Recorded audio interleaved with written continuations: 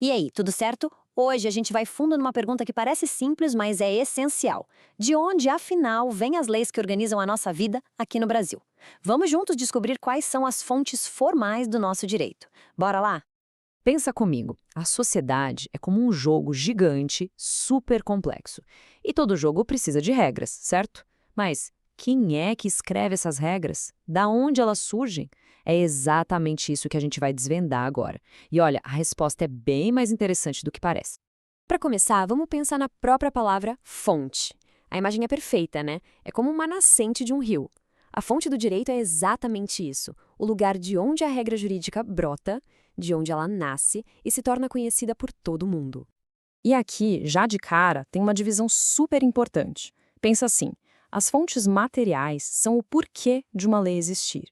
São os problemas da sociedade, as crises econômicas, os movimentos sociais, é a inspiração. Já as fontes formais, que são o nosso foco hoje, são o como essa inspiração vira regra de verdade. O papel, o carimbo que oficializa tudo. E com um exemplo prático, isso fica cristalino. A luta da sociedade contra a violência doméstica, isso é uma fonte material potentíssima, é a causa. E qual foi o resultado? A Lei Maria da Penha, publicada, oficializada. Essa é a fonte formal, a forma. É a necessidade social se transformando em lei. E no nosso sistema jurídico aqui no Brasil, que é muito baseado na lei escrita, não tem para ninguém. A legislação é, de longe, a principal fonte formal do direito. É a lei que vem lá do Congresso, criada pelos nossos representantes. Só que, atenção, nem toda a lei tem o mesmo peso. Existe uma hierarquia, uma espécie de pirâmide. Lá no topo, soberana, está a Constituição Federal. Ela é a chefe de todas e nenhuma outra lei pode contrariar o que ela diz. Logo abaixo, vêm as outras normas, cada uma com sua função, detalhando as regras do nosso dia a dia. E nesse nível mais baixo, tem dois tipos que a gente ouve falar bastante: a lei ordinária e a complementar. A ordinária é mais comum, cuida dos assuntos gerais e precisa de maioria simples para ser aprovada. Ou seja, dos deputados que estão ali votando, a maioria precisa dizer sim. Já a lei complementar mexe com assuntos mais delicados, que a própria Constituição aponta.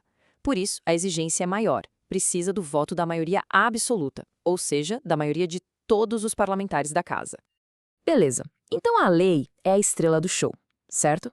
Certo. Mas o direito é muito mais do que isso. Seria muito simples se tudo se resumisse ao que é aprovado no Congresso. Existem outras fontes super importantes também que criam regras que a gente tem que seguir. A primeira delas é o costume. Sabe aquela regra que não está escrita em lugar nenhum, mas todo mundo na sua cidade ou no seu bairro segue como se fosse lei? É isso. É uma prática que se repete tanto, mas tanto, que as pessoas passam a acreditar que ela é obrigatória de verdade.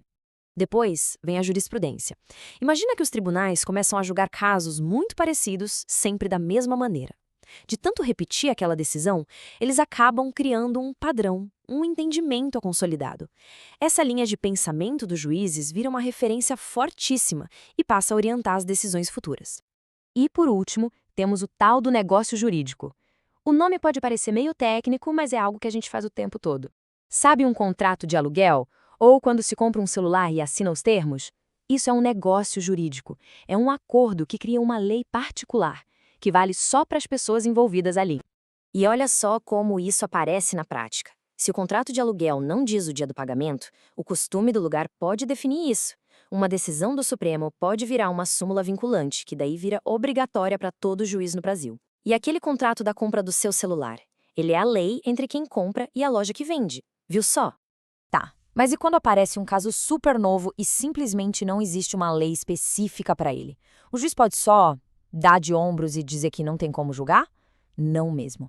Existe uma regra de ouro no nosso sistema. O juiz é obrigado a dar uma decisão. Sempre.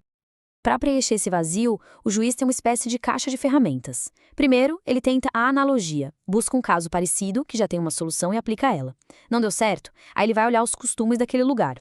E se ainda assim não resolver, ele recorre aos grandes valores do direito, os princípios gerais. É justamente essa combinação de várias fontes que faz o nosso direito ser um sistema completo e dinâmico. Ele garante que, não importa o quão bizarro ou inédito seja um problema, sempre vai existir um caminho para encontrar uma resposta justa. Então, a grande mensagem aqui é essa: as regras do jogo não vêm de um lugar só.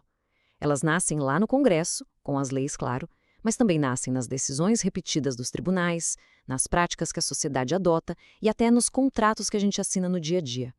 E para fechar, fica uma provocação para o nosso tempo. Nesse mundo cada vez mais digital, será que é uma prática online repetida por milhões de pessoas numa rede social ou num jogo poderia um dia ser considerada um novo tipo de costume jurídico? Uma nova fonte do direito nascendo bem na nossa frente? Fica aí a reflexão.